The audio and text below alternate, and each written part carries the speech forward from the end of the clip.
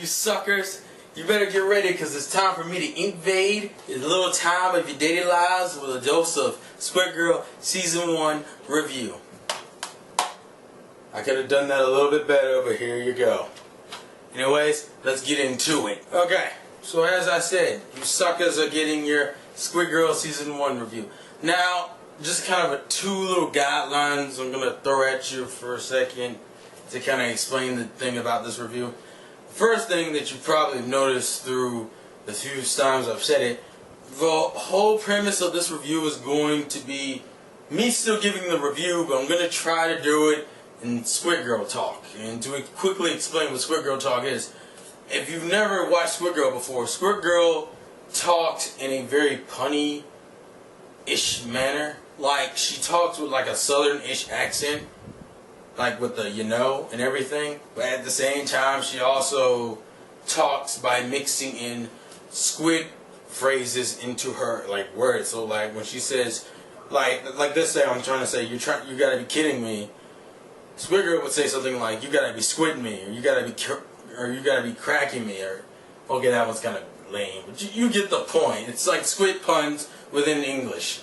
I'm gonna be trying to do that, just trying to set it up. And two, this is only a review of Season 1 because Season 2, as I'm reviewing this, is currently airing and I don't want to, you know, kind of mesh. I haven't seen Season 2 and I want to wait till the dub comes out and you'll find out why as you watch the review. But anyways, let's get on to it. Okay, so for those who don't know, Squid Girl is essentially an anime about nothing, I guess is the best way to put it. Okay, so you have your Squid Girl. Squid Girl is essentially what she is, a squid girl. A girl who has squid-like abilities, who comes from the ocean one day and says she's going to invade humanity. And no, that's not me throwing in an ink pun. That's literally what she says. She's going to invade humanity because all you guys are a bunch of suckers. I just realized that one is actually a pun, but at the same time, because I'm black, I'm used to saying the whole free sucker. But anyways, I'm gonna have a lot of fun doing this one. Her whole thing is that she's gonna invade humanity. The problem is that Squid Girl, they never tell us her age, but from the way she looks, I assume she was 10. And because she doesn't understand a lot of human basics, she comes off as what she is, a little kid, even though she is ridiculously strong and ridiculously talented. That's kind of her unrunning joke, is that she's really talented and she's strong. Her tentacles are strong as crap with all of her squid-like abilities. But the problem is that she's so young and naive that she doesn't end up, invading humanity. She ends up kind of befriending people on the surface world and everything. And so, I'm not going to introduce you to every character because that's not fair, and I want you to watch the anime. Considering a lot of the episodes are really split up into like 3-parters of different like subsections going on. It's like you'll be watching in an episode of like 3 different things going on. Like, you're introduced to one character, maybe an event is happening with another 2 characters, and maybe Squid Girl's running off and eating a whole bunch of shrimp, I'm just saying, that's kind of the way she works. This is the way Squid Girl episodes work. It's not just like a full episode of one problem. It's like one episode full of 3 sections with 3 different setups. So essentially, I'm going to introduce you to kind of the main-ish cast. So you have Squid Girl, who I've already explained in a nutshell. Then you have the family she kind of runs into, quote-unquote family. It's 2 girls, Ayoko and Chizuru, and a younger brother who I think is a little younger than Squid Girl, Takeru, who really liked Squid Girl just for the sake of, maybe because they're around the same age, and it's like 2 shrimp in a pod or something. I'm so bad with these puns!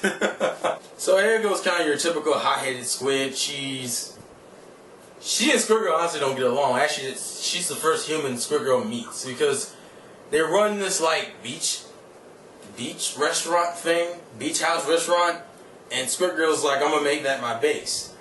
And Ayoko, I was just gonna play her off because she looks like a little kid. The only thing that's weird about her is the weird hat she wears and the tentacle that she has for hair.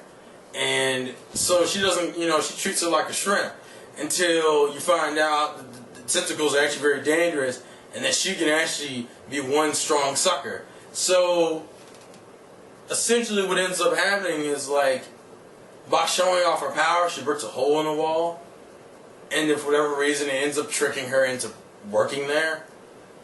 And Ayoko and Squid Girl don't get along at all. Now mind you, because Squid Girl acts like a, you know, a spoiled brat because she thinks she's going to invade humanity, you would think you wouldn't like Squid Girl. But the thing about Squid Girl is, it's the fact that she's so young and naive that kind of makes me root for her half the time. Like, by the time I got to, like, episode 3 or 4, I kind of wanted to see her pwn Ayoko. Because up until that point, you just kind of see Ayoko kind of burn the crap out of her. You know, burn the living squid out of her. It's ridiculous. Okay, obviously the squid puns aren't really coming off the best, but come on, guys, give me a break. I'm only a shrimp here. Let's just say she's kind of the annoying squid of the bunch. Ayoko's cool, but because her and Squid Girl don't get along, she makes for one mean adversary. I guess that's the best way to put it. Then you have Chizuru. Chizuru is the Kraken. And the best way to explain that is she's one of those anime girls, you know, the ones with, like, that never open their eyes, and when they do, it's the most terrifying thing in the world. She's one of those quiet, happy types that don't open their eyes, like, and then, but underneath she's like the strongest squid around, just cracking up the place, honestly. It's weird. She's like the tough guy of the group because she's like intimidating as all squid, man. She'll make you ink yourself. I'm just saying. Oh man, this is fun. Chizuru is just one scary chick. That's the best way to put it. She's just scary. And she's the only girl who can actually beat Squid Girl in a fight, even when Squid Girl's using her tentacles. So let's just say she's a squid you don't want to mess with.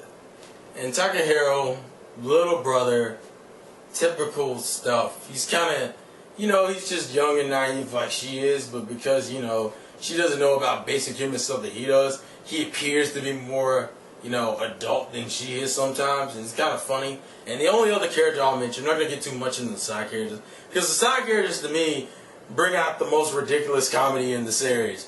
One side character I'll mention because he's introduced, like, I think, within, like, the first episode. The first 2 episodes. Goro. Goro is a lifeguard on the beach. Goro has a crush on Chizuru, which you'll see occasionally pop up. For any of you romantics, that doesn't go anywhere. It's just we just keep occasionally seeing him have a crush on Chizuru. And him and Squid Girl kind of have their own little mini rivalry, just because they like to. Squid Girl gets into like a lot of like scuffles with other people, other characters in the show. And it's kind of funny because by the end of this series, you'll end up liking the character. Now, to explain what Squid Girl is Squid Girl's humor, because Squid Girl is really a slice of life comedy. Squid Girl's comedy isn't on like the level, isn't like dirty comedy. Squid Girl's comedy isn't like, oh, I got that because I'm an adult comedy.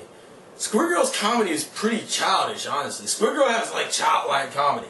Because most of Squid Girl's comedy comes from either cute scenarios or just funny basic scenes you would see on a normal 90s cartoon show, minus all the adult humor in it. Because there's barely any adult humor. But the thing about Squid Girl that makes it so enjoyable to watch is that it's funny, but it's very playful funny. It's like a really chilled, childish show. But it works for what it's doing because the show's based around a character who's childish in her own right. She looks like she's 12. I think she's like 12 or 10. And because she's, you know, naive as, you know, all ink, she doesn't really get a lot of the basic things. I mean, a lot of the episodes are kind of based around her learning basics about the human world. Like, what was it? She didn't understand the basics of, like, makeup and umbrellas. Actually, the umbrella episode was actually pretty funny, in my opinion. She's being introduced to a whole bunch of different types of characters. Honestly, the series is only 12 episodes, at least the first season is. But it feels like it's 26 because you're watching so many different scenarios. You know, you get to watch her make friends. You get to watch her. She doesn't develop a crush, so I don't want to hear any of that crap with the shipping, you know. Squid Girl isn't that kind of chick. She's just kind of a chilled, childish girl, but just kind of likes being around people. I mean, it got to the point where people could kind of guess her mood. And honestly, the ending of the season is actually pretty heartwarming. Mainly because of all the connections she makes with all the people and what happens. The only spoiler thing is in the 12th episode, so I'm not going to say anything, but it is pretty cool. And the fact that she's naive about certain things where she doesn't understand the basics. Like when she first gets a video game, she doesn't understand how a video game works. She's like breaking the video game, trying to figure out what you're supposed to do. It's like that kind of humor, and but it's not so much all of that where it aggravates you because you have a whole bunch of cool side characters. I'm not going to tell you all the side characters, but I will mention their personality traits. One of them thinks she's an alien and is trying to capture her and, dissect her or get information from her. And ironically, it's her and 3 other guys who are freaking Americans. And once again, it's one of those animes that kind of makes fun of Americans, kinda. I say kinda because they're like college graduates that do epic things, but when it comes to like Squid Girl related matters, they come off as like dorks and idiots. There's a creepy lesbian-ish character in there. The best way to explain what I mean by creepy lesbian-ish character, she's like a friend of Aoko's since they were kids, and Squid Girl meets her, and for whatever reason she becomes obsessed with Squid Girl, and it gets really disturbing, and I do mean really disturbing to the point there's like an episode based around her finding money. Squid Girl finds like a whole bunch of money, she buys a whole bunch of shrimp, and apparently the girl sees her while she's buying a whole bunch of shrimp, and her first thought is like, I'm gonna make Squid Girl happy and get her some shrimp. So she sends her a box of shrimp. And you're thinking, well, what's so creepy about that? Well, when she opens the box, it's her in a shrimp costume, breathing, waiting for her to like tackle her and eat her. This character is weird. I'm sorry, this character is really freaking weird. Oh man, she's like a fish in a sea of squid. It's just awkward. I like this other character. There's another character that you'll see later on who, because Squid Girl has this whole joke that she's talking about she's invading, but no one takes her seriously. This is the one character that takes her seriously, thinking that everyone else is brainwashed by her. And it's pretty funny, because it makes Squid Girl happy that she thinks that she's there to invade. Because she got a little down when she realized that no one was taking her seriously. But this is like, there's like this one character that takes her seriously. And it's so fucking funny. I'm sorry. It's oh Jesus Christ. It's that cute humor that I shouldn't be happy for, because I think the character is actually pretty cool in her own right. It's just that her running joke is that she's afraid of what Squid Girl may or may not be doing, even though she mellows out after a while. Oh yeah, and her best friend-ish character, who in my opinion shows up a little late in the series. She shows up like within the last last 5 or 6 episodes. She shows up around halfway for 12 episodes, which, because of the whole 3-episode section thing, it doesn't feel as bad. But, she shows up halfway. She's actually pretty cool. Unfortunately, she doesn't get to show off much. If there's any really complaint with Squid Girl, nothing, honestly. In terms of the dub, it's dubbed by Meteor Blasters. Meteor Blasters did a pretty good job with it. It's nothing. I had no issues with the dub. Final thoughts.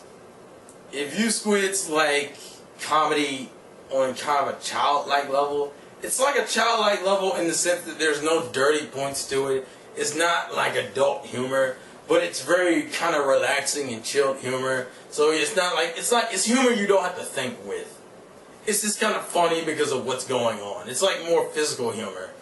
If the character intrigues you a little bit, you like her design, and you're not a fucking pedophile who really likes lollies, I suggest it. Mind you, the pedophiles who like lollies probably still watch Squid Girl. Also, she has a couple of cute, like, mini episodes where they, like, chibi-fy the crap out of her. And it's actually pretty, funny. Cute and funny. Because it's like, they're like mini episodes of, like, her. I don't want to explain it. Mainly just because it's kind of, one of them's really sad. The one that's actually in the episodes are sad. The other ones are like in a bonus because the DVD gives just like bonus OVA mini Squid episodes.